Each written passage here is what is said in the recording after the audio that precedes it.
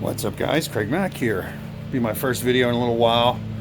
Got a little bit of time here today, and this is a pretty cool cutout, so figured I'd make a video on it. So I'm out here in Pennsylvania. This is beautiful multi-million-dollar home, acreage.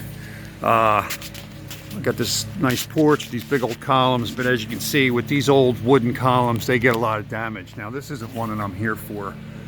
I might address it simply just to keep any bees from coming in and around, but this is the column we're here for today.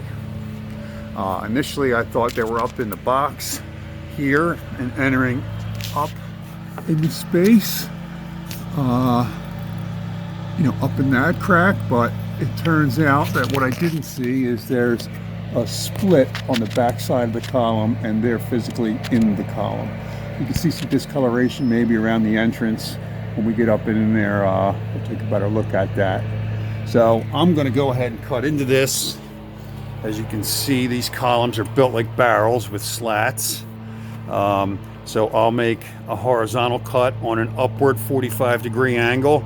That way any future water penetration doesn't have anywhere to enter. It's going to all shed off. So that cut is important, that I get that 45-degree cut on that. I'll make a cut top and bottom. Haven't quite decided how low I'm going to go because I don't know how long this has been here, so I'll probably cut more than I need, hopefully, and that way I get all the colony and I don't have to make a second cut. I really only want to make one cut in this because I want this, basically I want this panel to come off of here so I can reinstall it nice and easily. Now this could have some rings or plates on the inside. It's probable, although when they made some of these columns, they didn't always do that, but I'm hoping that there is such a thing in this column. With, who knows how many years of paint on this, it's going to be difficult to pick up any nail holes or anything like that. But, I'm going to just make an educated guess and probably come down about 4 feet, right about to the top of the scaffolding here. With any luck, I'll be working in the shade for a good portion of the day. Although the sun is coming around to the front end, I'll be working on this back side, not only for my sake in the sun, but also for aesthetics. So when I do this repair and it's eventually painted again, it'll be on the inside and not visible to the outside of this big old beautiful home. So that's what we're getting into today.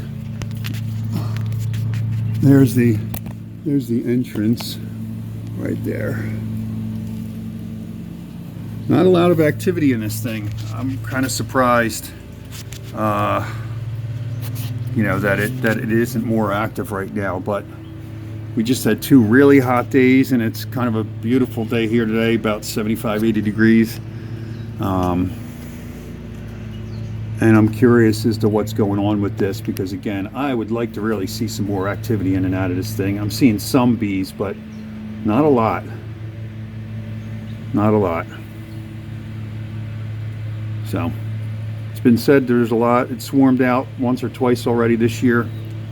So I'm hoping I'm working with a mated queen. So let me get back. Let me get and make some cuts, and then we'll get into figuring out how to get these bees on out of here.